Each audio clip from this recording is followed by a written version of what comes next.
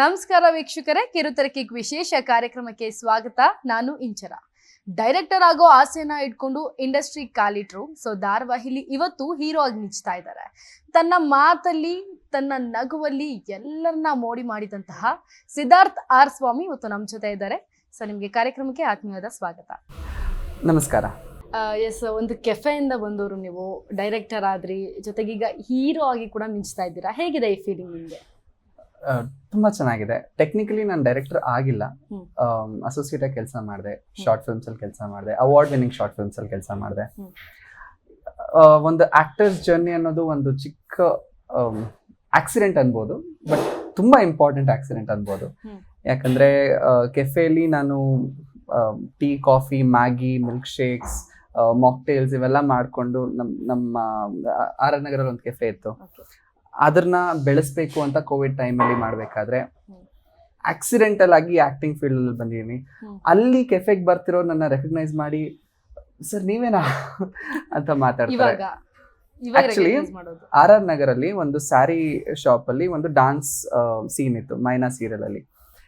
ನಾನು ವಿಜಯಲಕ್ಷ್ಮಿ ಅವರು ಡಾನ್ಸ್ ಆಡ್ಬೇಕಾದ್ರೆ ಅಲ್ಲಿ ದೂರದಿಂದ ಯಾರೋ ಒಬ್ರು ಲೇಡಿ ಫ್ಯಾಮಿಲಿ ಜೊತೆ ಬಂದಿದ್ರು. ಅವ್ರು ನನ್ನ ನೋಡಿ, ನಿಮ್ಮನ್ನೆಲ್ಲ ನೋಡಿದ್ದೀನಿ, ನೀವಲ್ಲಿ ಕೆಫೆಲ್ ಕೆಲಸ ಮಾಡ್ತಿದ್ರಲ್ವಾ ಅಂತ. ಹೌದು. ಸೊ ಅಲ್ಲಿಂದ ಇಲ್ಲಿಗೆ ನೋಡಿದ್ದೀನಿ, ತುಂಬಾ ಖುಷಿ ಆಗ್ತಿದೆ ಅಂತ. ಅವ್ರಿಗೆ ನಾನು ಯಾವಾಗಲೂ ಒಂದು ಸ್ಟ್ರಾಂಗ್ ಕಾಫಿ ಮಾಡ್ಕೊಡ್ತಿದ್ದೆ. ಸೊ ಅವ್ರು ಅದಕ್ಕೋಸ್ಕರ ಹುಡ್ಕೊಂಡು ಬರೋರು ಆ ಜಾಗಕ್ಕೆ. ಓಕೆ, ಅಂದ್ರೆ ನಿಮ್ದು ಕೆಫೆಯಿಂದಾನೇ ಸ್ಟಾರ್ಟ್ ಆಗಿದಂತ ಸ್ಟೋರಿ ಒಂಥರ ಹೇಳ್ಬೋದು. ಯಾಕಂದ್ರೆ ಅಲ್ಲಿ ನನ್ನ ಚಿಕ್ಕ ವಯಸ್ಸಿಂದಾನು ನಮ್ಮಮ್ಮ ಅಷ್ಟು ನನ್ನ ಫ್ರೀ ಬಿಟ್ಟಿರ್ಲಿಲ್ಲ. ನಮ್ಮ ಮನೇಲಿ ನಾನು ಒಂಥರ ಹೆಣ್ಮಗು. ನಮ್ 5 ಜನ ಗಂಡ್ ಮಕ್ಳಲ್ಲಿ 4 ಜನ ಗಂಡ್ ಮಕ್ಳಾಗಿದ್ರಲ್ವಾ. ಸೊ ನನ್ನ ಒಂದು ಹೆಣ್ಮಗು ರನ್ನೇ ಸಾಕೋರಿ. ಹೆಣ್ಮಗು ಯಾಕೆ ಅಂದ್ರೆ ನಂಗೆ ಫ್ರಾಕ್ ಹಾಕ್ಸೋರು. ಬಟ್ ಆದ್ರೂ ಲೇಟರ್ ಆನ್ ನನ್ಗೆ ಅಷ್ಟು ಹೊರಗಡೆ ಹೋಗೋದಕ್ಕೆ ಬಿಡ್ತಾ ಇರಲಿಲ್ಲ. ಬಟ್ ಕೆಫೆಯಲ್ಲಿ ನಾನು ಕೆಲಸ ಮಾಡ್ಬೇಕಾದ್ರೆ ತುಂಬಾ ಜನರ ಹತ್ರ ನಾನು ಬೆರ್ತಿದ್ದು, ನಾನು ತುಂಬಾ ಜನರ ಬಗ್ಗೆ ತಿಳ್ಕೊಂಡಿದ್ದು, ಪ್ರಪಂಚದ ಬಗ್ಗೆ ಗೊತ್ತಾಗಿದ್ದು. 2 years ಕೋವಿಡ್ ಟೈಮಲ್ಲಿ ತುಂಬಾ ನೋಡಿದ್ದೀನಿ. ಓಕೆ, ಶೂಟಿಂಗ್ ನಡೀತಾ ಸೆಟ್ ನಲ್ಲಿ ಹಾಡ್ ಬೇರೆ ಹಾಡ್ತೀರಾ? ನಾನು ನೋಡಿದೀನಿ, ಹಾಡ್ ಬೇರೆ ಹಾಡ್ತೀರಾ. ನಾನು ಹೇಳ್ತಾ ಇದ್ದೀನಿ ಯಾಕಂತಂದ್ರೆ ಆಕ್ಚುಲಿ ಇವರು ಯೂಟ್ಯೂಬರ್, ಅಂದ್ರೆ ಯೂಟ್ಯೂಬ್ ಕೂಡ ನಡೆಸ್ತಾರೆ. ಸೊ ಹಾಗಾಗಿ ಅವಾಗ ವಿಜಯಲಕ್ಷ್ಮಿ ಅವ್ರ ಜೊತೆ ಹಾಡ್ ಬೇರೆ ಹಾಡ್ತಿರ್ತಾರೆ. ವಿಜಯಲಕ್ಷ್ಮಿ ಅವರು ತುಂಬಾ ಚೆನ್ನಾಗಿ ಹಾಡ್ತಾರೆ. ಸೊ ಡ್ಯಾನ್ಸರ್ ಜರ್ನಿ ಹೇಗ್ ಸ್ಟಾರ್ಟ್ ಆಯ್ತು ನಿಮ್ದು? ಏನು ಜನರಲ್ ಆಗಿ ನಾನು ಸ್ಕೂಲ್ ಟೈಮಲ್ಲಿ ಡ್ಯಾನ್ಸ್ ಆಡ್ತಿದ್ದೆ. ನನ್ನ ಸೀನಿಯರ್ಸ್ ಸ್ವಲ್ಪ ಜನ ಡ್ಯಾನ್ಸ್ ಗ್ರೂಪ್ಸ್ ಕ್ರಿಯೇಟ್ ಮಾಡ್ಕೊಂಡಿದ್ರು. ಅವರು ಡ್ಯಾನ್ಸ್ ಕಾಂಪಿಟೇಷನ್ಸ್ಗೆ ಹೋಗೋರು ಪ್ರೊಫೆಷ್ನಲಿ. ಸೊ ಅವ್ರ ಜೊತೆ ಜಾಸ್ತಿ ಬೆರಿತಾ ತುಂಬಾ ಕಲ್ತ್ಕೊಳ್ತಾ ಬಂದೆ. ಬಟ್ ಇವೆಂಚುಲಿ ನನಗೆ ಫೀಲ್ಡ್ ಚೇಂಜ್ ಆಯ್ತು. ನಾನು ಕಾಲೇಜಿಗೆ ಬಂದೆ, ಅಷ್ಟು ಟೈಮ್ ಸಿಗ್ಲಿಲ್ಲ ಡ್ಯಾನ್ಸ್ ಆಡೋದಕ್ಕೆ, ಫ್ರೀಕ್ವೆಂಟ್ ಆಗಿ ಡ್ಯಾನ್ಸ್ ಆಡೋದಕ್ಕೆ. ಸಂಹಾವ್ ಆಕ್ಟಿಂಗ್ ಫೀಲ್ಡ್ ಬರೋದಕ್ಕಿಂತ ಮುಂಚೆ ಈ ರೀಲ್ಸ್ ಶುರು ಮಾಡ್ತಾರೆ. ಆ ರೀಲ್ಸ್ ಅಲ್ಲೂ ಅಷ್ಟೇ ನಾನು ಅಷ್ಟು ಹುಕ್ ಸ್ಟೆಪ್ಗಳೆಲ್ಲ ಮಾಡೋದಕ್ಕಿಂತ ಜಾಸ್ತಿ ನಾನು ಯಾವ್ದಾದ್ರು ಕೊರಿಯೋಗ್ರಫಿ ಮಾಡೋಣ ಆ ತರ ಯೋಚನೆ, ಸಿಗ್ನೇಚರ್ ಸ್ಟೆಪ್ಸ್ ಗಿಂತ ಜಾಸ್ತಿ ನಾವೇ ಯಾವ್ದಾದ್ರು ಕೊರಿಯೋಗ್ರಾಫಿ ಮಾಡೋಣ ಅಂತ ಶುರು ಮಾಡಿದ್ದು. ಆಮೇಲೆ ಸೀರಿಯಲ್ಸ್ ಬಂದಾದ್ಮೇಲೆ ಸಿಗ್ನೇಚರ್ ಸ್ಟೆಪ್ಸ್ ಅವೆಲ್ಲ ಆಟೋಮ್ಯಾಟಿಕ್. ಬಟ್ ಅಂದ್ರೆ ಈ ಡ್ಯಾನ್ಸಿಂಗು, ಈ ಕಡೆ ಆ ಕಡೆ ಆಕ್ಟಿಂಗು, ಇದನ್ನೆಲ್ಲ ಹೇಗ್ ನಿಭಾಯಿಸ್ಕೊಂಡ್ ಬರ್ತಿದ್ದೀರಾ? ಈ ಕೆಫೆನೂ ನಡೆಸ್ತಾ ಇದ್ದೀರಾ ಅನ್ಸುತ್ತೆ? ಇಲ್ಲ, ಕೆಫೆ ಮಾಡ್ಬೇಕು. ಹೌದಾ? ಓಕೆ, ಅಂದ್ರೆ ಹೇಗ್ ಇದನ್ನೆಲ್ಲ ಬ್ಯಾಲೆನ್ಸ್ ಮಾಡ್ತೀರಾ ನೀವು? ಬ್ಯಾಲೆನ್ಸ್ ಈಗ ಸದ್ಯಕ್ಕೆ ನನ್ಗೆ 2 ಪ್ರಾಜೆಕ್ಟ್ ಬ್ಯಾಲೆನ್ಸ್ ಮಾಡೋದೇ ದೊಡ್ಡ ವಿಷಯ ಆಗೋಗಿದೆ. ಅದ್ ಬಿಟ್ರೆ ನಮ್ದೊಂದು ಜಿಮ್ ಇದೆ. ಸೊ ನಿಮ್ದೇ ಓನ್ ಜಿಮ್ಮಾ? ಓಕೆ. ಸೊ ಅಲ್ಲಿ ಸ್ವಲ್ಪ ವರ್ಕೌಟ್ ಮಾಡ್ತೀನಿ ಟೈಮ್ ಸಿಕ್ತಾಗ, ಆಮೇಲೆ ಬಂದು ಆಕ್ಟ್ ಮಾಡ್ತೀನಿ. ಇದೇ ನನ್ನ ಜೀವನ. ಓಕೆ, ಧಾರಾವಾಹಿ ಬಂದ್ಮೇಲೆ ನಿಮ್ ಲೈಫ್ ಎಷ್ಟು ಮಟ್ಟಿಗೆ ಚೇಂಜ್ ಆಗಿದೆ? ತುಂಬಾ ಚೇಂಜ್ ಆಗಿದೆ. ಮೇನ್ ಆಗಿ ನಮ್ಮ ಪ್ರಾಕ್ಟಿಕಲ್ ವರ್ಲ್ಡ್ ಅಲ್ಲಿ ನಮಗೆ ತುಂಬಾ ಮ್ಯಾಟರ್ ಆಗೋದು ನಮ್ಮ ರೆಸ್ಪಾನ್ಸಿಬಿಲಿಟೀಸ್ನ ನಾವು ಎಷ್ಟು ಚೆನ್ನಾಗಿ ನೋಡ್ಕೊಳ್ತೀವಿ, ನಮ್ಮ ಫ್ಯಾಮಿಲಿನ ನಾವು ಎಷ್ಟು ಚೆನ್ನಾಗಿ ನೋಡ್ಕೊಳ್ತೀವಿ ಅಂತ. ಸೊ ಆ ಪಾಯಿಂಟ್ ಆಫ್ ವ್ಯೂ ಇಂದ ನನಗೆ ತುಂಬಾ ಬೆನಿಫಿಟ್ ಆಗಿದೆ. ಆದ್ರೆ ಸೆಕೆಂಡ್ಲಿ ನಾನು ಈ ಪ್ರಪಂಚನ ನೋಡೋ ರೀತಿ ಬದಲಾಗಿದೆ. ಯಾಕಂದ್ರೆ ನಾನು ಕಾಲೇಜ್ ಟೈಮಲ್ಲಿ ತುಂಬಾ ರೆಸ್ಟ್ರಿಕ್ಟೆಡ್ ಆಗಿರುತ್ತೆ. ಅಂದ್ರೆ ಇಂಟ್ರೋವರ್ಟೆಡ್, ನಾನು ಯಾರ ಹತ್ರನೂ ಅಷ್ಟು ಮಾತಾಡ್ತಿರ್ಲಿಲ್ಲ. ಲೈಕ್ ನಾನು ಹೇಳ್ದಂಗೆ ಹೊರಗಡೆ ನಾನು ಯಾರ ಹತ್ರನೂ ಅಷ್ಟು ಬೆರೀತಾ ಇರ್ಲಿಲ್ಲ, ಅಷ್ಟು ಮಾತಾಡ್ತಿರ್ಲಿಲ್ಲ. ನಾನು ಎಷ್ಟು ಆಕ್ಟ್ ಮಾಡಕ್ ಶುರು ಮಾಡಿದ್ನೋ ಅಷ್ಟು ನನ್ನ ಎಮೋಷನಲ್ ಸೈಡ್ನ ನಾನು ಎಕ್ಸ್ಪ್ಲೋರ್ ಮಾಡ್ಕೊಳಕ್ ಶುರು ಆದೆ. ನನಗೆ ಇನ್ನ ನೆನಪಿದೆ, ತುಂಬಾ ಕಡಿಮೆ ಮೂವೀಸ್ ನನಗೆ ಅಳು ಬರ್ಸಿತ್ತು. ಫಾರ್ ಎಕ್ಸಾಂಪಲ್ ಜೋಗಿ ಮೂವಿ ತುಂಬಾ ಅಳು ಬರ್ಸಿತ್ತು. ಇನ್ನೊಂದು ಹಾಚಿಕೋ ಅಂತ ಒಂದು ನಾಯಿ ಸ್ಟೋರಿ, ಅಗೇನ್ ಚಾರ್ಲಿ 777 ತರಾನೇ, ಅದ್ ನಂಗೆ ತುಂಬಾ ಅಳು ಬರ್ಸಿತ್ತು. ಒಂದ್ 2-3 ಸಿನಿಮಾಗಳು ಬಿಟ್ರೆ ಇನ್ಯಾವುದು ನಂಗೆ ಅಷ್ಟು ಅಳು ಬರ್ಸಿರ್ಲಿಲ್ಲ. ಬಟ್ ಆಕ್ಟಿಂಗ್ ಶುರು ಮಾಡಾದ್ಮೇಲೆ ನನ್ಗೆ ಗೊತ್ತಿಲ್ದಂಗೆ ಏನಾದ್ರೂ ಒಂದು ಎಮೋಷನಲ್ ಸೀಕ್ವೆನ್ಸ್ ನಡೀತಿದೆ ಅಂದ್ರೆ ನನ್ ಕಣ್ಣಲ್ಲಿ ನೀರ್ ಬರಕ್ ಶುರು ಆಗೋಯ್ತು. ಅಂದ್ರೆ ನಮ್ಮ ಎಮೋಷನಲ್ ಸೈಡ್ ಹಿಂದೆ ನಾವು ಜಾಸ್ತಿ ಆಕ್ಟ್ ಮಾಡ್ತಾ ನಮ್ಮ ಎಮೋಷನ್ಸ್ ಹೊರಗಡೆ ಬರ್ತಾ ಹೋಗುತ್ತೆ. ನಾನು ಎಲ್ಲೂ ಕೋಪನೂ ತೋರಿಸ್ತಾ ಇಲ್ಲ, ಅದು ಜಾಸ್ತಿ ಬರಕ್ ಶುರು ಆಗಿದೆ. ನಾನು ಅಷ್ಟು ಫ್ರೀ ಆಗಿ ನಗ್ತಾ ಇರ್ಲಿಲ್ಲ. ಇದು ತುಂಬಾ ಜನ ಅಬ್ಸರ್ವ್ ಮಾಡಿರ್ತೀರ, ಅವರು ಎಕ್ಸ್ಟ್ರೋವರ್ಟೆಡ್ ಆಗಿರಲ್ಲ, ಸೊ ಅವ್ರು ತುಂಬಾ ರಿಸ್ಟ್ರಿಕ್ಟೆಡ್ ಆಗಿರ್ತಾರೆ. ಬಟ್ ಈ ಪರ್ಫಾರ್ಮಿಂಗ್ ಆರ್ಟ್ಸ್ ಇದೆ ಅಲ್ವಾ, ಆಕ್ಟಿಂಗ್, ಅದ್ ಮಾಡ್ತಾ ನಮ್ಮನ್ನ ನಾವು ಜಾಸ್ತಿ ಹುಡ್ಕೊಳ್ತೀವಿ ಪಾತ್ರಗಳಲ್ಲಿ. ಧ್ರುವ ಆತರ ನನ್ನ ಪಾತ್ರ. ಮೈನಾದ್ರಲ್ಲಿ ಧ್ರುವ ಅನ್ನೋ ಪಾತ್ರ ಮಾಡ್ತಿದ್ದೀನಲ್ಲ, ಅದರಲ್ಲಿ ಅಂಜಲಿ ಅಮ್ಮ ಜೊತೆ ಅಂಜಲಿ ಅಮ್ಮ ನಮ್ಮ ತಾಯಿ ಕ್ಯಾರೆಕ್ಟರ್ ಮಾಡ್ತಾರೆ. ನಾನು ಅವ್ರ ಜೊತೆ ನಾವು ಸೀನ್ ಮಾಡಬೇಕಾದ್ರೆ ಜಸ್ಟ್ ಒಂದ್ಸಲ ರೀಡಿಂಗ್ ತಗೊಂಡು ಫ್ಲೋ ಅಲ್ಲಿ ಹೋಗ್ತೀವಿ. ಲಿಟ್ರಲಿ ನಿಮಗೆ ಒಂದು 1 minute ಅಥವಾ 40 second ಶಾರ್ಟ್ ನಾವು ಬ್ಯಾಕ್ ಅಂಡ್ ಫೋರ್ತ್ ನೀವು ಡೈಲಾಗ್ ಹೇಳ್ತೀರಾ, ತುಂಬಾ ಫ್ಲೋ ಅಲ್ಲಿ ಹೋಗುತ್ತೆ. ನಾವು ಅಷ್ಟು ರಿಹರ್ಸು ಮಾಡಕ್ ಹೋಗಲ್ಲ. ಯಾಕೆ ಅಂದ್ರೆ ಅಲ್ಲಿ ನಾನು ಅವ್ರನ್ನ ನನ್ನ ತಾಯಿ ತರ ನೋಡ್ತಾ ಇರ್ತೀನಿ. ನಾನು ನಮ್ಮಮ್ಮನ ಹತ್ರ ಹೇಗ್ ಮಾತಾಡ್ತೀನೋ ಅವ್ರ ಹತ್ರನೂ ಹಾಗೆ ಮಾತಾಡ್ತೀನಿ. ಸೊ ಆ ಸೀನ್ಸ್ ಎಲ್ಲ ಇನ್ನ ಅಷ್ಟು ಲೈವ್ಲಿ ಆಗಿ ಬರುತ್ತೆ. ಅಂಡ್ ಅಂಜಲಿ ಅಮ್ಮನೂ ಅಷ್ಟು ವೆಲ್ಕಮಿಂಗ್ ಆಗಿ ನನ್ನ ಮಗನ್ ತರನೇ ನೋಡ್ತಾರೆ. ಸೊ ಈ ತರ ನಂದು ಎಷ್ಟೊಂದು ನನ್ನೊಳಗ್ ನಾನು ಎಕ್ಸ್ಪ್ಲೋರ್ ಮಾಡ್ಕೊಳ್ಳೋಕೆ ಚಾನ್ಸ್ ಸಿಕ್ತು ಆಕ್ಟಿಂಗ್. ನನ್ಗೆ ಅದು ತುಂಬಾ ಮುಖ್ಯ. ಅಂದ್ರೆ ನಿಮ್ಗೆ ಗೊತ್ತಿರ್ಲಿಲ್ಲ ನನಗಿಂತ ಕಲೆ ಇದೆ ಅಂತ, ಬಟ್ ಒಂದು ಅವಕಾಶ ಸಿಕ್ಕಿದ ತಕ್ಷಣ ನಿಮ್ಮಲ್ಲಿರೋ ಕಲೆ ಇಲ್ಲ ಇವಾಗ ನಿಮಗೆ ಗೊತ್ತಾಗ್ತಾ ಇದೆ. ಕಲೆ ಅನ್ನೋದಕ್ಕಿಂತ ಟ್ಯಾಲೆಂಟ್. ನೋಡಿ ನಾನು ಏನ್ ನಂಬ್ತೀನಿ ಅಂದ್ರೆ ಆಕ್ಟಿಂಗ್ ಅನ್ನೋದು ಎಲ್ರು ಮಾಡ್ತಾರೆ. ಇಲ್ಲ ಇವಾಗ ನೀವೆಲ್ಲಿ ಕೂತಿದ್ದೀರಾ, ನೀವು ನನ್ನ ಹತ್ರ ಮಾತಾಡ್ತಿದ್ದೀರಾ, ನೀವು ಒಂದ್ ಕಡೆ ಯೋಚನೆ ಮಾಡ್ತೀರಾ, ಕ್ಯಾಮ್ರಾ ಎಲ್ಲಿದೆ, ಇದೇ ಪೋಸ್ಟರ್ ಅಲ್ಲಿ ಕೂತಿರ್ಬೇಕು, ಮೈಕ್ ಇಲ್ಲಿ ಇಟ್ಕೊಳ್ಬೇಕು, ಎಲ್ಲ ನೀವು ತಲೆಯಲ್ಲಿ ಯೋಚನೆ ನಡೀತಾ ಇರುತ್ತೆ ಹಿಂದೆ. ಬಟ್ ಅದ್ರ ಜೊತೆಗೆ ನೀವು ಪ್ರಶ್ನೆಗಳು ಕೇಳ್ತಾ ಇರ್ತೀರಾ. ಸೊ ಈ ಮೂಮೆಂಟ್ ಅಲ್ಲೂ ಕೂಡ ನೀವು ಆಕ್ಟ್ ಮಾಡ್ತಿದ್ದೀರಾ. ಪ್ರತಿಯೊಬ್ರು ಪ್ರಪಂಚನೇ ಒಂದು ಆಕ್ಟಿಂಗ್ ರಂಗಭೂಮಿ ಅಂತಾರಲ್ವಾ, ಪ್ರತಿಯೊಬ್ರು ಆಕ್ಟ್ ಮಾಡ್ತೀವಿ. ನಾವು ಅದನ್ನ ಕ್ಯಾಮ್ರಾ ಮುಂದೆ ಎಷ್ಟು ನ್ಯಾಚುರಲ್ ಆಗಿ ತೋರಿಸ್ತೀವೋ ಅದು ನಾವು ಒಂದು ಕ್ಯಾರೆಕ್ಟರ್ ಒಳಗೆ ಇಳಿಯೋದು. So acting is just a process of relaxing your self. ನಮ್ಮನ್ನ ನಾವು ರಿಲ್ಯಾಕ್ಸ್ ಆಗಿ ಆ ಪಾತ್ರದೊಳಗೆ ಇಳಿಯುವಂಥದ್ದೇ ಆಕ್ಟಿಂಗ್, ಅಷ್ಟೇ, ಇನ್ನೇನಿಲ್ಲ. ಸೊ ನೀವು ಆಕ್ಟ್ ಮಾಡ್ಬೋದು, ಎಲ್ಲರೂ ಆಕ್ಟ್ ಮಾಡ್ಬೋದು, ಬಿಕಾಸ್ ಎಲ್ಲರೂ ಆಕ್ಟ್ ಮಾಡ್ತಾ ಇದ್ದೀರಾ. ಹೌದು. ಈಗ ಅದ ಹೆಂಗೆ ಅಂದ್ರೆ ಗೊಂಬೆ ಆಟವಯ್ಯ ಅನ್ನೋ ತರ ಆಗೋಗ್ಬಿಟ್ಟಿದೆ ನೀವು ಹೇಳ್ತಾ ಇರೋದು. ನಿಜ, ಎಲ್ರಿಗೂ 100% ಅದು. ಈಗ ನೀವು ಇನ್ ಮುಂದಕ್ಕೆ ಡೈರೆಕ್ಟರ್ ಫೀಲ್ಡ್ ಅಲ್ಲಿ ಹೋಗ್ತೀರಾ, ಇಲ್ಲ ಹೀರೋ ಆಗೇನೆ ಹಂಗೆ ಮುಂದುವರಿತೀನಿ, ಇಲ್ಲ ಎರಡನ್ನೂ ಬ್ಯಾಲೆನ್ಸ್ ಮಾಡ್ತೀನಿ ಅಂತ ಹೇಳ್ತೀರಾ? ಓಕೆ, ಇದು ನನಗೆ ತುಂಬಾ ಇಂಪಾರ್ಟೆಂಟ್ ಕ್ವೆಶ್ಚನ್ ಅನ್ಬೋದು ನನ್ನ ಕರಿಯರ್ ಪಾಯಿಂಟ್ ಆಫ್ ವ್ಯೂ ಇಂದ. ನನಗೆ ತುಂಬಾ ಇನ್ಸ್ಪೈರ್ ಆಗಿದ್ದು ಜನರೇಷನಲ್ಲಿ ಅಂತ ನೋಡೋದಾದ್ರೆ ನಾನು ನೋಡಿದ್ದು ಉಪೇಂದ್ರ ಸರ್, ಉಪ್ಪಿ ಸರ್. ಆಮೇಲೆ ನನಗೆ ತುಂಬಾ ಇನ್ಸ್ಪೈರ್ ಮಾಡಿದ್ದು ರಕ್ಷಿತ್ ಸರ್. ಓಕೆ, ಯಾಕೆ ಅಂದ್ರೆ ಅವರಲ್ಲಿರೋ ಆ ಟೆಕ್ನಿಕಲ್ ನಾಲೆಡ್ಜ್, ಅದಾದ್ಮೇಲೆ ನನಗೆ ಸಿನಿಮಾ ಬಗ್ಗೆ ನಾನು ಜಾಸ್ತಿ ಒಳಗೆ ನಾನು ತಿಳ್ಕೊಳ್ಳೋ ಟೈಮಲ್ಲಿ ನನಗೆ ಗೊತ್ತಾಗಿದ್ದು ಶಂಕರ್ ನಾಗ್ ಸರ್, ಅವ್ರ ವರ್ಕ್. ಯಾಕೆ ಅಂದರೆ ಡೈರೆಕ್ಷನ್ ತುಂಬ ಟೆಕ್ನಿಕಲ್ಲು ಆಗುತ್ತೆ, ತುಂಬ ಎಮೋಷ್ನಲ್ಲು ಆಗುತ್ತೆ. ಒಬ್ಬ ಆ್ಯಕ್ಟರ್ ಡೈರೆಕ್ಟರ್ ಆಗ್ಬೋದು, ಒಬ್ಬ ಡೈರೆಕ್ಟರ್ ಆ್ಯಕ್ಟರ್ ಆಗ್ಬೋದು. ಸೊ ನನಗೆ ಎರಡೂ ಬೇರೆ ಅಲ್ಲ. ಯಾಕಂದರೆ ನಾವು ಆ್ಯಕ್ಟಿಂಗಲ್ಲಿ ನಮ್ಮ ಒಂದು ಕತೆ ಹೇಳ್ತಾ ಇರ್ತೀವಿ ಅಷ್ಟೇ. ಡೈರೆಕ್ಷನ್ ತುಂಬ ಜನನ ಇಟ್ಕೊಂಡು ಅವ್ರ ಮೂಲಕ ಒಂದು ಕತೆ ಹೇಳ್ತಾ ಇರ್ತೀವಿ. ಪ್ಲಸ್ ಇಮೇಜಸ್ ಯೂಸ್ ಮಾಡ್ತೀವಿ, ಸಿನಿಮಾಟೋಗ್ರಫಿ, ಎಡಿಟಿಂಗ್, ಇವೆಲ್ಲ ಬಿಲ್ಡಿಂಗ್ ಬ್ಲಾಕ್ಸ್.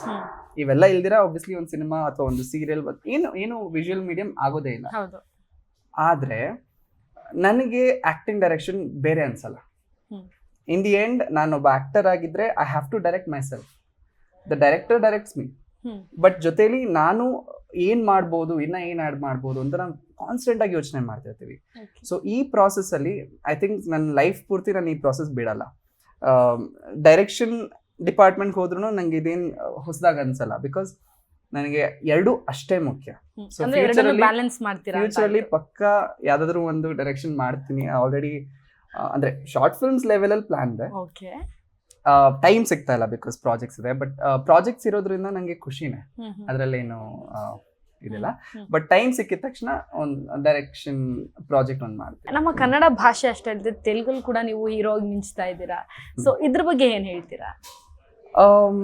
ನಾನೊಬ್ಬ ನಟ, ನಮ್ಮ ಕಲೆ ತೋರಿಸ್ಬೇಕು ಅಂದರೆ ಆಪರ್ಚುನಿಟೀಸ್ ಹುಡುಕ್ತಾ ಇರ್ತೀವಿ. ನನಗಿಲ್ಲಿ ರಾಮಾಚಾರಿ ಮಾಡಿ ಸ್ವಲ್ಪ ಗ್ಯಾಪ್ ಇದ್ದಾಗ ನನಗೆ ತೆಲುಗಲ್ಲಿ ಆಪರ್ಚುನಿಟಿ ಬಂತು. ನಾನು ಯಾವುದು ಆಪರ್ಚುನಿಟಿನ ಇಲ್ಲ ಅನ್ಕೊಳಕ್ಕಾಗಲ್ಲ. ಸೊ ಅದೇ ಕಾರಣಕ್ಕೆ ನನಗೆ ಬಂದಿದ ತಕ್ಷಣ ಹೋದೆ. ಅದಾದ್ಮೇಲೆ ಕನ್ನಡದಲ್ಲೂ ಅಂದ್ರೆ ಏನಾದ್ರು ಆಡಿಷನ್ಸ್ ಏನಾದ್ರು ಮಾಡಿದ್ರಾ ಅಥವಾ ಡೈರೆಕ್ಟ್ ಆಡಿಷನ್ ಕೊಡ್ತಾ ಇದ್ದೆ. ಹೌದಾ? ಓಕೆ. ಅಂದ್ರೆ ಇದು ಆಡಿಷನ್ ಮೂಲಕ ನೀವು ತೆಲುಗು ಹೋಗಿರೋದು ಹೀರೋ ಆಗಿ. ಅಂದ್ರೆ ಯಾವ್ದಾದ್ರು ಇನ್ಸಿಡೆಂಟ್ ಆತರ ಆಗಿರೋದು ನಿಮಗೆ, ಅಯ್ಯೋ ಈ ತರ ಮಾತಾಡಬಾರ್ದಾಗಿತ್ತು ಅನ್ನೋದು ಯಾವ್ದಾದ್ರು ಇನ್ಸಿಡೆಂಟ್? ಆತರ ತುಂಬಾ ಆಗಿದೆ, ಬಟ್ ಈ ಕ್ಷಣದಲ್ಲಿ ಯಾವ್ದು ಫ್ಲಾಶ್ ಆಗ್ತಿಲ್ಲ. ಸ್ಟಾರ್ಟಿಂಗ್ ಅಲ್ಲಿ ತುಂಬಾ ಆಯ್ತು. ಓಕೆ. ಸೊ ಇದೆಲ್ಲರ ನಡುವೆ ಒಂದ್ಸಲ ಹಿಂದೆ ಹೆಜ್ಜೆ ಇಟ್ಟು ನೋಡೋದಾದ್ರೆ ನಿಮ್ಮ ಕಾಲೇಜ್ ಲೈಫ್ ಹೇಗಿತ್ತು, ಹೇಗ್ ನಡೀತಾ ಇತ್ತು? College life, okay. ನಾನು ಡಿಗ್ರಿ ಮಾಡಿದ್ದು KLE ಕಾಲೇಜಲ್ಲಿ, ರಾಜಾಜಿನಗರ, ಎಸ್ ನಿಜಲಿಂಗಪ್ಪ ಕಾಲೇಜ್. ಅಲ್ಲಿ 3 years ನಾನು 3 years ಹೋದಂಗೆ ಅನ್ನಿಸ್ಲಿಲ್ಲ. ಯಾಕಂದ್ರೆ 4th ಸೆಮಿಸ್ಟರ್ ಆದ್ಮೇಲೆ ಕೋವಿಡ್ ಬಂತು. ಅದಾದ್ಮೇಲೆ ಫಸ್ಟ್ ಸೆಮಿಸ್ಟರ್ ಸೆಕೆಂಡ್ ಸೆಮಿಸ್ಟರ್ ಅಷ್ಟು ರೆಗ್ಯುಲರ್ ಆಗಿ ಹೋಗ್ತಾ ಇರಲಿಲ್ಲ. ಅದೇ ಟೈಮಲ್ಲಿ ನಾನು ಡೈರೆಕ್ಷನ್ ಕಲಿಬೇಕು ಅಂತ ವರ್ಕ್ಶಾಪ್ಸ್ಗೆ ಹೋಗೋದಕ್ಕೆ, ಸ್ವಲ್ಪ ಅಂದ್ರೆ ಡೈರೆಕ್ಷನ್ ಕ್ಲಾಸಸ್ಗೆ ಹೋಗೋದಕ್ಕೆ ದುಡ್ಡು ಇಲ್ದಿರ. ನಿಮ್ಮ ಫ್ಯಾಮಿಲಿಯಲ್ಲಿ ಯಾರಾದ್ರೂ ಇದ್ದಾರಾ ಈ ತರ ಫಿಲಂ ಇಂಡಸ್ಟ್ರಿ? ನೀವೇ ಫಸ್ಟ್? ಓಕೆ. ನೀವೊಂದು ಕನ್ಸು ಕಟ್ಕೊಂಡಿದ್ದೀರಾ, ಅದು ಆ ತರ ನನ್ಸಾಗಿದೆ? ನಿಜ ಹೇಳಬೇಕು ಅಂದ್ರೆ ನನ್ ಕನ್ಸ್ ಕಟ್ಟಿರ್ಲಿಲ್ಲ. ಯಾಕೆ ಅಂದ್ರೆ ನಾನು ತುಂಬಾ ಸೈಂಟಿಫಿಕ್ ಆಗಿ ನರ್ಡ್ ತರಾನೇ ಇದ್ದವನು. ಇಂಟ್ರೋವರ್ಟೆಡ್, ಬರೀ ಓದೋದು. ಸ್ಪೋರ್ಟ್ಸ್ ಅಲ್ಲೂ ಇದ್ದೆ, ಬಟ್ ನನ್ಗೆ ಸ್ಪೋರ್ಟ್ಸು ಓದೋದು ಇವೆರಡು ಬಿಟ್ರೆ ನಂಗೆ ಅಷ್ಟು ಪ್ರಪಂಚ ಇರ್ಲಿಲ್ಲ ಹೊರಗಡೆ. ಸೊ ನಮ್ಮಮ್ಮ ನನ್ಗೆ ಆಸೆ ಇಟ್ಕೊಂಡಿದ್ದು UPSC ಬರಿಬೇಕು, IAS ಆಗ್ಬೇಕು. ಸೊ ನಂದು ಆ ಥಾಟ್ ಇತ್ತು.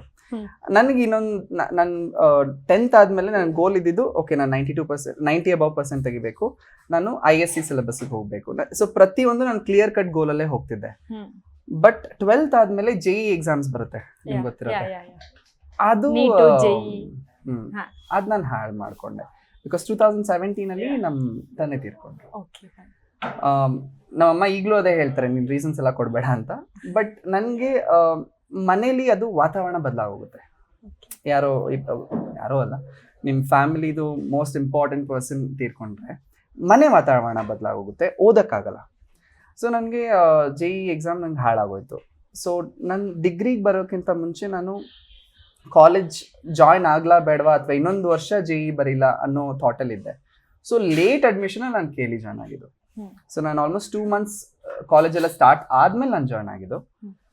ಆ ಪ್ರಾಸೆಸ್ ನನಗೆ ಹೋದಂಗೆ, ಅಂದರೆ ನಾನು ಹೋಗ್ತಿದ್ದೆ, ಯಾರ ಹತ್ರನೂ ಮಾತಾಡ್ತಿರ್ಲಿಲ್ಲ, ಕ್ಲಾಸಲ್ಲಿ ಹೋಗಿ ಕೂತ್ಕೊಳ್ತಿದ್ದೆ, ಲಾಸ್ಟ್ ಬೆಂಚಲ್ಲಿ ಹೋಗಿ ಕೂತ್ಕೊಳ್ತಿದ್ದೆ, ಏನಾದರೂ ನೋಟ್ಸ್ ಇದ್ರೆ ಬರ್ಕೊಳ್ತಿದ್ದೆ, ನನ್ನ ಪಾಡಿಗೆ ನಾನು ಇರ್ತಿದ್ದೆ. ಪೂರ್ತಿ ಕಾಲೇಜ್ 3 years ಅಲ್ಲಿ ನಂಗೆ ಆಗಿದ್ದು 3 ಜನ ಫ್ರೆಂಡ್ಸು. ಅದು ಬಿಟ್ಟರೆ ನಾನು ಜಾಸ್ತಿ ಜನರ ಹತ್ರ ಮಾತಾಡಲಿಲ್ಲ. ಅದೇ ಟೈಮಲ್ಲಿ ನಾನು ಟ್ಯೂಷನ್ಸ್ ಮಾಡ್ತಿದ್ದೆ 10th ಅವ್ರಿಗೆ, ಬೋರ್ಡ್ ಎಕ್ಸಾಮ್ಸ್ಗೆ. ಸೊ ಅವ್ರಿಗೆ ಟ್ಯೂಷನ್ಸ್ ಮಾಡಿಕೊಂಡು ಈ ಕಡೆ ಕಾಲೇಜ್ ನೋಡಿಕೊಂಡು, ಆ ಕಡೆ ಯಾವಾಗಾದ್ರೂ ಟೈಮ್ ಸಿಕ್ಕಿದಾಗ ಯಾರೇ ಯೂಟ್ಯೂಬ್ಗೆ ಅಂತ ಶಾರ್ಟ್ ಫಿಲ್ಮ್ಸ್ ಮಾಡ್ತಿರ್ಬೋದು, ಅಲ್ಲೆಲ್ಲ ಹೋಗಿ ಅವ್ರ ಜೊತೆ ಏನ್ ಮಾಡ್ಬೋದೋ ಕೆಲಸ ಅದು ಮಾಡ್ತಿದ್ದೆ. ಯಾಕಂದ್ರೆ ನನ್ಗೆ ಅವಾಗ ಈ ಡೈರೆಕ್ಷನ್ ಸ್ಕೂಲ್ಗಳಿಗೆ ಹೋಗೋದಕ್ಕೆ ದುಡ್ಡು ಇರಲಿಲ್ಲ. ಆ್ಯಂಡ್ ಕೆಲ್ಸದಲ್ಲಿ ತುಂಬಾ ಕಲಿತೀವಿ. ಸೊ ನನ್ನ ಗೋಲ್ ಏನಿತ್ತು, ಕೆಲಸ ಮಾಡು ಕಲಿ. ನಾನು ಅದು ಯೋಚನೆ ಮಾಡಿದ್ದು, ಅದನ್ನ ಗೋಲ್ ಇಟ್ಕೊಂಡು ಮಾಡಿರಲಿಲ್ಲ, ಕೆಲ್ಸದ ಮೇಲೆ ಫೋಕಸ್ ಮಾಡಿದ್ದೆ. ನಾನು ಡೈರೆಕ್ಟರ್ ಆಗ್ಬೇಕು ಅಂತ ಯೋಚನೆ ಮಾಡ್ಲಿಲ್ಲ, ಕಲ್ತ್ರೆ ಚೆನ್ನಾಗಿರುತ್ತಲ್ವಾ ಅನ್ನೋ ಥಾಟ್ ಮಾತ್ರ ಇತ್ತು. ಅದರಿಂದ ತುಂಬಾ ಕಲಿತೆ. ಬಿಕಾಸ್ ನಾನು ಆಡಿಷನ್ಸ್ ಮೊದಲನೇ ಸಲ ಆಕ್ಟಿಂಗ್ ಆಡಿಷನ್ ಕೊಟ್ಟಾಗ ತುಂಬಾ ಕೆಟ್ಟದಾಗಿ ಮಾಡಿದ್ದೆ. ಆದ್ರೆ ಈ ಸ್ಟಾರ್ಟಿಂಗ್ ಅಲ್ಲಿ ನನ್ಗೆ ಏನೇನು ಎಕ್ಸ್ಪೀರಿಯನ್ಸ್ ಆಗಿತ್ತು, ಈ ಅವ್ರು ಡೈರೆಕ್ಟ್ ಹೇಗೆ ಮಾಡ್ತಾರೆ, ಕ್ಯಾಮ್ರಾ ಫೇವರ್ ಏನು, ಇವೆಲ್ಲ ಬೇಸಿಕ್ ಟರ್ಮ್ಸ್ ತುಂಬಾ ಜನ ಇವಾಗ ಸೀರಿಯಲ್ಸ್ ಅಲ್ಲಿ ಎಲ್ರಿಗೂ ಗೊತ್ತಿರುತ್ತೆ. ಬಟ್ ನನಗೆ ಸ್ಟಾರ್ಟಿಂಗ್ ಅಲ್ಲಿ ಗೊತ್ತಾಗೋಗಿದ್ರಿಂದ ವಿತಿನ್ 5th 6th ಆಡಿಷನ್ ಅಷ್ಟರಲ್ಲಿ ನಂಗೆ ಒಂದು ಐಡಿಯಾ ಬರಕ್ ಶುರು ಆಯ್ತು. ಸೊ ನಾನು ಎಷ್ಟೇ ಬೈಸ್ಕೊಂಡ್ರು, ಅಂದ್ರೆ ಕಾಲ್ ಮಾಡ್ತೀವಪ್ಪ ಅಂತ ಹೇಳ್ತಾರಲ್ಲ, ಅದು ಬಟ್ ಆಡಿಷನ್ಸ್ ಮಾತ್ರ ಬಿಡ್ತಾ ಇರಲಿಲ್ಲ, ಮಾಡ್ತಾ ಇದ್ದೆ. ಬಟ್ ಪ್ರತಿ ಆಡಿಷನ್ ಅಲ್ಲೂ ನಾನು ಏನ್ ಮಿಸ್ಟೇಕ್ಸ್ ಮಾಡ್ತಿದ್ದೆ ಅದನ್ನ ಕಲ್ತ್ಕೊಂಡು ಹೋಗ್ತಾ ಇದ್ದೆ. ಅಂದ್ರೆ ಪ್ರಾಕ್ಟೀಸ್ ಯಾವ ತರ ಮಾಡ್ತಿದ್ರಿ ನೀವು ಅಂತ? ಪ್ರಾಕ್ಟೀಸ್ ಅಲ್ಲ ಹೆಂಗೆ ಅಂತಂದ್ರೆ, ಎಲ್ರು ಮಿರರ್ ಮುಂದೆ ನಿಂತ್ಕೊಂಡು ಒಂದ್ಸಲ ನಮ್ಮ ಆಕ್ಟಿಂಗ್ ಹೇಗಿದೆ ಅಂತ ನೋಡ್ಕೋತಾರೆ ಮಾಡಿ, ಹಾ ಸೊ ನೀವು ಆತರ ಯಾವತ್ತಾರು ಟ್ರೈ ಮಾಡಿದ್ರಾ? ನಾನು ಪ್ರತಿ ಸಲ ನಾನು ಮಿರರ್ ಮುಂದೆ ಹೋದಾಗ್ಲೂ ಏನಾದರೂ ಒಂದು ಎಕ್ಸ್ಪ್ರೆಷನ್ ಟ್ರೈ ಮಾಡ್ತೀನಿ. ನನ್ನ ಲೈಫ್ ಸ್ಟೈಲ್ ಬಂದ್ಬಿಟ್ಟಿದೆ. ಯಾಕೆ ಅಂದ್ರೆ ನನಗೆ ಅಳು ನ್ಯಾಚುರಲ್ ಆಗಿ ಬರ್ತಿರ್ಲಿಲ್ಲ. ಹೇಳಿದೆ ನಂಗೆ ಅಳೋದು ನಗೋದು ಓಪನ್ ಆಗಿ ನಾನು ತುಂಬಾ ರಿಸ್ಟ್ರಿಕ್ಟೆಡ್ ಆಗಿರ್ತಿದ್ದೆ. ಸೊ ನಾನು ರಿಯಲ್ ಆಗಿ ನಾನು ಅಕಸ್ಮಾತ್ ಏನಾದರೂ ಅಳು ಬಂದಾಗ, ಏನೋ ಒಂದು ಹರ್ಟ್ ಆಯ್ತು, ಅವಾಗ ನಾನು ನೋಡ್ಕೊಳ್ತಾ ಇದ್ದೆ ಮಿರರ್ ಅಲ್ಲಿ. ಸೊ ಹೇಗ್ ಕಾಣಿಸುತ್ತೆ, ನಾನು ಯಾವ ಎಕ್ಸ್ಪ್ರೆಷನ್ಸ್, ನನ್ಗೆ ದುಃಖ ಇರೋದು, ಬಟ್ ಅಲ್ಲಿ ಹೋಗಿ ನಿಂತ್ಕೊಂಡು ನೋಡ್ತಾ ಇದೆ. ಸೊ ನಾನು ಹೀಗ್ ಕಾಣಿಸ್ತೀನಿ. ಓಕೆ, ಅದೊಂದು ಐಡಿಯಾ ಇರುತ್ತೆ. ನೆಕ್ಸ್ಟ್ ಟೈಮ್ ಅದನ್ನ ರೀಕ್ರಿಯೇಟ್ ಮಾಡ್ಬೋದು. ಸೊ ನನ್ನ ಪರ್ಫಾರ್ಮೆನ್ಸ್ ನಾನು ಕಲ್ತಿರೋದು ನನ್ನ ನಿಜವಾದ ಎಕ್ಸ್ಪೀರಿಯನ್ಸಸ್ ಅಲ್ಲಿ ನನ್ನ ಎಕ್ಸ್ಪ್ರೆಷನ್ಸ್ ಹೇಗ್ ಬರುತ್ತೆ, ನಾನು ಆಕ್ಟ್ ಮಾಡೋದು ಹಾಗೇನೆ. ಓಕೆ, ಪ್ರಯತ್ನ ಪಟ್ಟಿದ್ದೀರಾ. ಓಕೆ, ಈಗ ಕೆಲವೊಂದು ಪ್ರಶ್ನೆ ಕೇಳೋ ಸಮಯ. ಓಕೆ, ಸೊ ನೀವು ಧಾರಾವಾಹಿ ಫೀಲ್ಡ್ಗೆ ಬರೋದಕ್ಕೆ ನಿಮಗೆ ಜಾಸ್ತಿ ಸಪೋರ್ಟ್ ಮಾಡಿದ್ದು, ಹುಮ್ಮಸ್ ಕೊಟ್ಟಿದ್ದು ಯಾರು?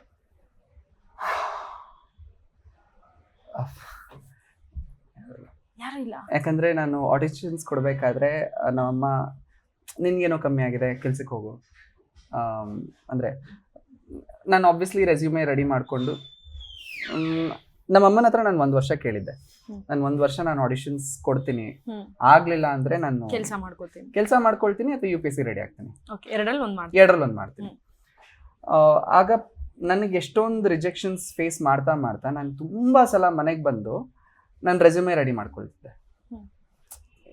ಕಳ್ಸೋಣ ಅಂದ್ರೆ ಕಂಪನಿಗಳಿಗೆ, ಕ್ಯಾಪ್ಜೆಮಿನಿ ಯಾವ್ದಾದ್ರು IT ಕಂಪನಿಗೆ ಕಳಿಸಿ ನಾನು ಕೆಲ್ಸಕ್ಕೆ ಹೋಗ್ಬೇಕು. ಯಾಕಂದ್ರೆ ನನ್ನ ಏಜ್ ಅವಾಗ 21-22. ಏನಾದ್ರೂ ಒಂದು ಮಾಡ್ಬೇಕು, ಮಾಡಿದ್ರೆ ಸುಮ್ಮನೆ ಕೂತ್ಕೊಂಡ್ರೆ ನನ್ಗದಾಗಲ್ಲ ಪರ್ಸ್ನಲಿ. ಸೊ ನನ್ಗದ್ ತುಂಬಾ ನನ್ನೊಳಗ್ ನಾನೇ ಆಗುತ್ತೆ, ಪರವಾಗಿಲ್ಲ ಆಗುತ್ತೆ. ನಮ್ಮಮ್ಮ ಸಪೋರ್ಟ್ ಮಾಡ್ಲಿಲ್ಲ ಅಂತಿಲ್ಲ, ಆದ್ರೆ ಕೆಲ್ಸಕ್ಕೆ ಹೋಗೋ, ನಿಂಗೆ ಇವೆಲ್ಲ ಯಾಕೆ ಬೇಕು ಅಂದ್ರೆ ಅದು ಆ ಫೀಲ್ಡ್ ಅಲ್ಲಿ ಎಷ್ಟೋ ಜನ ಕಾಂಪಿಟೇಟರ್ಸ್ ಇರ್ತಾರೆ, ಅದೆಲ್ಲ ಆಗ್ದಿಲ್ದಿದ್ದು ಅಂತ ಅವ್ರಿಗೆ ಆತರ ಯೋಚನೆ ಬಂದಿರುತ್ತೆ. ಸೊ ಹೇಳಿರ್ತಾರೆ.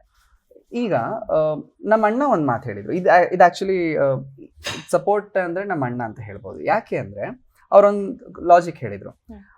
UPSC ಎಕ್ಸಾಮ್ಸ್ ಎಷ್ಟು ಜನ ಬರೀತಾರೆ? 15 ಲಕ್ಷ ಜನ ಬರೀತಾರೆ ಪ್ರತಿ ವರ್ಷ. ಎಷ್ಟು ಜನ ರಿಪೀಟರ್ಸ್ ಇರ್ತಾರೆ?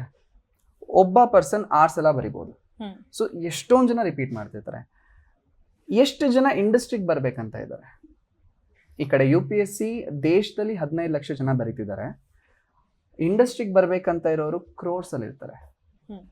ನಿಮ್ಗೆ IAS ಆಗೋರು ಅಥವಾ ಕೆಲಸ ಸಿಗೋದು 1,000 ಜನಕ್ಕೆ. ಬೇಸಿಕ್ ಸ್ಟ್ಯಾಟಿಸ್ಟಿಕ್ಸ್ ಪ್ರಕಾರ 2 ಅಷ್ಟೇ ಕಷ್ಟ ಇದೆ. ಇನ್ಫ್ಯಾಕ್ಟ್ ಇಂಡಸ್ಟ್ರಿಯಲ್ಲಿ ಕಾಣಿಸ್ಕೊಳ್ಳೋದು ತುಂಬಾ ಕಷ್ಟ. ಯಾಕಂದ್ರೆ ತುಂಬಾ ಜನ ಆಕ್ಟರ್ ಆಗ್ಬೇಕಂತ ಬಂದಿರ್ತಾರೆ, ಅಸಿಸ್ಟೆಂಟ್ ಆಗಿ ಉಳ್ಕೊಳ್ತಾರೆ, ಅಸಿಸ್ಟೆಂಟ್ ಡೈರೆಕ್ಟರ್ ಆಗ್ಬೇಕಂತ ಬರ್ತಾರೆ, ಆಕ್ಟರ್ ಹೋಗ್ತಾರೆ. ಅಥವಾ ತುಂಬಾ ಜನ ಲೈಟಿಂಗ್ ಡಿಪಾರ್ಟ್ಮೆಂಟ್ ಅಲ್ಲಿ ಇರ್ತಾರೆ, ಎಡಿಟರ್ಸ್ ಹೋಗ್ತಾರೆ, ಸೌಂಡ್ ಇಂಜಿನಿಯರ್ಸ್ ಹೋಗ್ತಾರೆ. ಒಬ್ಬ ಆಕ್ಟರ್ ಮುಂದೆ ಕಾಣಿಸ್ತಿದ್ರೆ ಅವನ್ ಬೆನ್ ಹಿಂದೆ ಎಷ್ಟೊಂದು ಲೆವೆಲ್ಸ್ ಇದೆ. ಅವೆಲ್ಲಾನು ಇಂಪಾರ್ಟೆಂಟ್. ಬಿಕಾಸ್ ನಾವು ಜಸ್ಟ್ ನಮ್ ಮೇಕಪ್ ಸರಿಯಾಗಿಲ್ಲ ಅಂದ್ರೆ ನಾವು ಚೆನ್ನಾಗಿ ಕಾಣಿಸ್ಕೊಳ್ಳಲ್ಲ ಸ್ಕ್ರೀನ್ ಮೇಲೆ. ಪ್ರತಿಯೊಬ್ಬರಿಗೂ ಅವ್ರದೇ ಆದಂತಹ ವ್ಯಾಲ್ಯೂ ಇದೆ. ಪ್ರತಿಯೊಬ್ರು ಒಂದ್ ಕನ್ಸ್ ಕಟ್ಕೊಂಡೇ ಬಂದಿರ್ತಾರೆ. ಅದ್ ಲೈಟಿಂಗ್ ಮ್ಯಾನ್ ಆಗಿರ್ಬೋದು, ಕೇಬಲ್ ಮ್ಯಾನ್ ಆಗಿರ್ಬೋದು, ಯಾರಾದ್ರೂ ಕ್ಯಾಮ್ರಾ ಡಿಪಾರ್ಟ್ಮೆಂಟ್ ಅಲ್ಲಿ ಎಷ್ಟು ಜನ ಇರ್ತಾರೆ. ಸೊ ಆಕ್ಟಿಂಗ್ ಅಲ್ಲಿ ಅಥವಾ ಇಂಡಸ್ಟ್ರಿಯಲ್ಲಿ ಕಾಣಿಸ್ಕೊಳ್ಳೋದು ಅಥವಾ ಇಂಡಸ್ಟ್ರಿಯಲ್ಲಿ ಏನೋ ಒಂದು ಅಚೀವ್ ಮಾಡೋದು UPSC ಗಿಂತ ಕಷ್ಟ. ಹೌದು. ಅಂಡ್ ಲಕ್ ಮ್ಯಾಟರ್ ಆಗುತ್ತೆ, ಬ್ಯಾಕಿಂಗ್ ಮ್ಯಾಟರ್ ಆಗುತ್ತೆ, ಫೈನಾನ್ಷಿಯಲ್ ಸಪೋರ್ಟ್ ಮ್ಯಾಟರ್ ಆಗುತ್ತೆ. ನನಗೆ ಆಲ್ಮೋಸ್ಟ್ ನನ್ನ ಕ್ಯಾರಿ ಮಾಡಿರೋದು ನಮ್ಮ ಅಮ್ಮನಿಂದ ಬಂದಿರೋಂಥ ಬ್ಯೂಟಿ ಮತ್ತೆ ನನ್ನ ಲಕ್. ಮತ್ತೆ ಯಾವ ಪಾಯಿಂಟಲ್ಲೂ ನಾನು ನಾನು ಬಿಟ್ಟು ಹೋಗ್ತಾ ಇದ್ದೀನಿ ಅಂತ ಅನ್ಕೊಳ್ಳಿಲ್ಲ. ಇದೇ ನನ್ನ ಜೀವನ ಅಂತಾನೆ ನಾನು ಬಂದಿದ್ದೆ. ಈ ತರ ಬರ್ಲಿಲ್ಲ ಅಂದ್ರೆ ಇಲ್ಲಿ ಸರ್ವೈವ್ ಆಗೋದಕ್ಕೆ ಆಗಲ್ಲ. ಹಾಗಿದ್ರೆ ನಿಮ್ಮ ನೆಚ್ಚಿನ ಕನ್ನಡ ಸಿನಿಮಾ ಯಾವುದು? ತುಂಬಾ ಇದೆ. ಫೇವರೇಟ್, ಆಲ್ ಟೈಮ್ ಫೇವರೇಟ್ ಅಂತಂದ್ರೆ ಯಾವುದು? ನಾನು ಹೇಳ್ದಂಗೆ ಜೋಗಿ ನನಗೆ ತುಂಬಾ ಎಮೋಷನಲಿ ಇಂಪ್ಯಾಕ್ಟ್ ಆಗಿತ್ತು. ರೀಸೆಂಟ್ ಟೈಮ್ಸ್ ಅಲ್ಲಿ Saptasagaradache Ello side B direction point of view ಇಂದ ರೀಸೆಂಟ್ ಟೈಮ್ಸ್ ಅಲ್ಲಿ ನನ್ನ ಫೇವ್ರೆಟ್ ಮೂವಿ.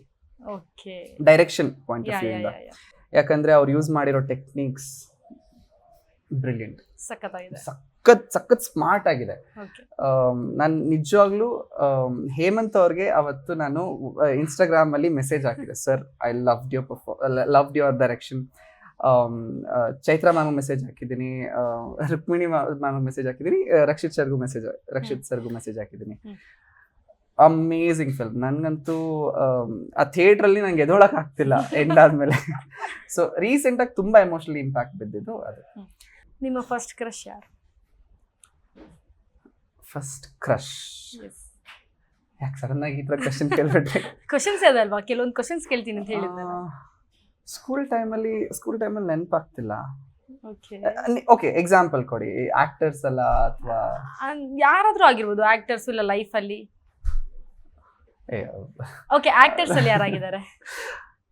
ರೀಸೆಂಟ್ ಟೈಮ್ಸ್ ಹೇಳ್ಬೋದಾ? ಹಾ ರುಕ್ಮಿಣಿ ವಸಂತ್ ಅವರು. ಅರೆ ಇಷ್ಟೊಂದು ಅವ್ರ ಸಪ್ತಸಾಗರದ ಆಚೆ ಸೈಡೆ ಅವರು ಪ್ರತಿ ಸಲ ಕತ್ತೆ ಎಂದಾಗ.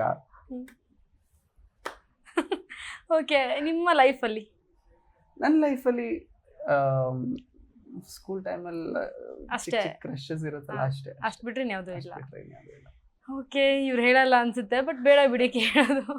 ಇನ್ನೇನ್ ಹೇಳ್ಬೇಕು, ಸ್ಕೂಲ್ ಟೈಮಲ್ಲಿ ಈಗ ಆಕ್ಚುಲಿ ಹೇಳ್ಬೇಕು ಅಂದ್ರೆ ಈಗ ನೋಡ್ತಾ ಇರೋಂಥ ವೀಕ್ಷಕರಿಗೂ ಕೂಡ ನೀವು ಇಷ್ಟ ಆಗಿರ್ತೀರಾ, ಕ್ರಶ್ ಆಗಿರ್ತೀರಾ, ನಿಮ್ಮನ್ನ ತುಂಬಾ ಫಾಲೋ ಮಾಡ್ತಿರ್ತಾರೆ, ಬಟ್ ನಿಮ್ಮ ಹತ್ರ ಹೇಳ್ಕೊಂಡಿರಲ್ಲ ಅಷ್ಟೇ ಯಾರು.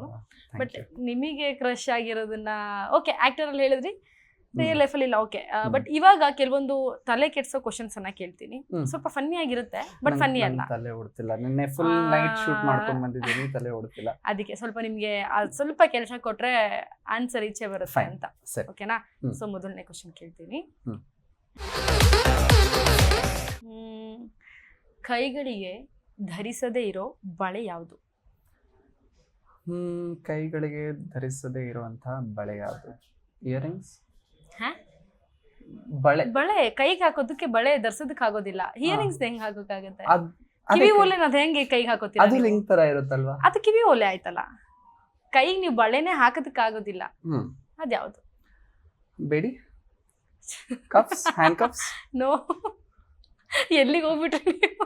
ಇಲ್ಲ, ಯಾರಾದ್ರೂ ಬಳೆ ತರ ಹ್ಯಾಂಡ್ ಕಪ್ಸ್ ನ ಹಾಕೊಳ್ತಾರ? ನೋ, ಅದು ಕ್ಲೂ ಕೊಡ್ಲಾ? ತಿನ್ನುವಂತ ಪದಾರ್ಥ ಅದು. ಸೊ ಅದನ್ನ ಹಾಕೋ ಕೋಡ್ಬಳೆ. ನೀವೇನೇನೋ ಅಯ್ಯೋ, ಅದಕ್ಕೆ ಹೇಳಿದ್ದು ತಲೆ ಉಪಯೋಗಿಸಿ ಅಂತ. ನೀವು ಬೇಡಿ ತಲೆ ಉಪಯೋಗಿಸಿದೆ, ಅದೇ ಬೇಡಿ ಆ ರೇಂಜಿಗೆ ಹೊರಟೋದ್ರಿ. ಕೋಡ್ಬಳೆ. ಓಕೆ ಎರಡನೇ ಕ್ವಶನ್, ತಿನ್ನಲು ಆಗದೆ ಇರೋ ಜಾಮ್ ಯಾವುದು? Traffic jam. Okay fine. Jam previous one ಬಳೆ ಅಂತ ಇತ್ತಲ್ಲ, ಅದೇ smart answer. Okay next question, last question ಇದು. ನಮ್ಮ ಬೆಂಗಳೂರಲ್ಲಿ ಅತಿ ದೊಡ್ಡ ಸ್ಟಿಕ್ ಯಾವುದು? ಮೆಜೆಸ್ಟಿಕ್. ಅಬ್ಬಾ, ನೀವು ಅಟ್ಲೀಸ್ಟ್ UPS ಅಲ್ಲಿ ಇದ್ರೆ ಎಷ್ಟು ಕ್ವೆಶ್ಚನ್ಸ್ ಗಳು ಬರುತ್ತೆ ಗೊತ್ತಾ? ಓ ಕರೆಕ್ಟ್ ಅಲ್ವಾ? ಇವ್ರು ಆಕ್ಚುಲಿ UPS ಸ್ಟಡಿ ಮಾಡಿದಾರೆ ಅನ್ನೋದೇ ನನಗೆ. UPSC ಅನ್ನೋದು ಅದೊಂದು ವೈಡ್ ವೆರೈಟಿ ಆಫ್ ಸಬ್ಜೆಕ್ಟ್ಸ್ ಇರುತ್ತೆ, ಬಟ್ ನಾನು ಹೇಳ್ತಿರೋದು ಲಾಜಿಕ್ ಒಂದೇ ಇದೆ. ಓಕೆ ಸೊ ನೀವು ಒಂದ್ಸಲ ನೀವು ಕೋಡ್ ಬಳೆ ಆಯ್ತು, ನೀವು ಅಟ್ಲೀಸ್ಟ್ ಬೇರೆ ತರ ಕ್ವೆಶ್ಚನ್, ನಿಮಗೆ ಬ್ರೈನ್ ಇದೆ ಅಂತ ಅರ್ಥ ಅಲ್ಲಿ. ನೀವು ಲಾಜಿಕ್ ನ ಚೇಂಜ್ ಮಾಡ್ತಾ ಇರಬೇಕು. ಒಂದೇ ಲಾಜಿಕ್ ಅಲ್ಲಿ ಇವಾಗ ಸ್ಟಿಕ್ ಮೆಜೆಸ್ಟಿಕ್ ತುಂಬಾ ಈಸಿ ಆಗುತ್ತೆ. ಹಂಗಾ? ಓಕೆ ಗೊತ್ತಿರಲ್ಲ, ನೆಕ್ಸ್ಟ್ ಟೈಮ್ ಚೇಂಜ್ ಮಾಡ್ಕೊತೀನಿ. ನೆಕ್ಸ್ಟ್ ಟೈಮ್ ಚೇಂಜ್ ಮಾಡಿ. 3 ಪ್ರಶ್ನೆಗಳಿಗೂ ಬೇರೆ ಬೇರೆ ಲಾಜಿಕ್ ಉಪಯೋಗಿಸಿ. ಖಂಡಿತ. ಬಟ್ ಈಗ ಕೆಲವೊಂದು ಫನ್ನಿ ಕ್ವಶನ್ಸ್ ಇದೆ, ಅದಕ್ಕೂ ಆನ್ಸರ್ ಮಾಡಿ. ಕೇವಲ 3 ಇರುತ್ತೆ, ಸರಿನಾ? ಸರಿ. ಮೊದಲನೇ ಕ್ವಶನ್, ಜಿಂಜರ್ ಎಕ್ಸಾಮ್ ನಲ್ಲಿ ಕಾಪಿ ಹೊಡೆದ್ರೆ ಅದಕ್ಕೆ ಏನಂತ ಕರೀತಾರೆ? ಶುಂಠಿ ಕಾಫಿ. ತುಂಬಾ ಸ್ಮಾರ್ಟ್ ಇದಾರೆ. ನಾನು ಆಕ್ಚುಲಿ ಇವ್ರಿಗೆ ಅದನ್ನೆಲ್ಲ ಕೇಳಿದ್ರೆ ಹೇಳ್ತಾರ ಬೇಡ ಅನ್ನೋ ತರ ಕ್ವಶನ್ಸ್ ಮಾಡ್ಕೊಂಡ್ ಬಂದ್ರೆ ಇವ್ರು ನನಗೆ ಚಲ್ಲೆಣ್ಣೆ ತಿನ್ನಿಸ್ತಾ ಇದಾರೆ. ಇಲ್ಲ, ಇಟ್ಸ್ ಓಕೆ. ಬೇಕು ಅಂತ ಅವ್ರ ಪ್ರಶ್ನೆ ಕೇಳೋದ್ರಲ್ಲಿ ಕಾಪಿ ಅಂದ್ರು, ಕಾಪಿ ಅನ್ಲಿಲ್ಲ ಅಷ್ಟೇ. ನೆಕ್ಸ್ಟ್ ಕ್ವಶನ್, ಚಳಿಗಾಲದಲ್ಲಿ ಐಸ್ ಕ್ರೀಮ್ ತಿಂದ್ರೆ ಏನಾಗುತ್ತೆ? ಜ್ವರ ಬರುತ್ತೆ. ಇದ್ರಲ್ಲಿ ಅಷ್ಟು ಯೋಚನೆ ಮಾಡೋ ಅವಶ್ಯಕತೆ ಇಲ್ಲ. ಅಲ್ಲ, ಚಳಿಗಾಲದಲ್ಲಿ ಐಸ್ ಕ್ರೀಮ್ ತಿಂದ್ರೆ ಏನಾಗುತ್ತೆ?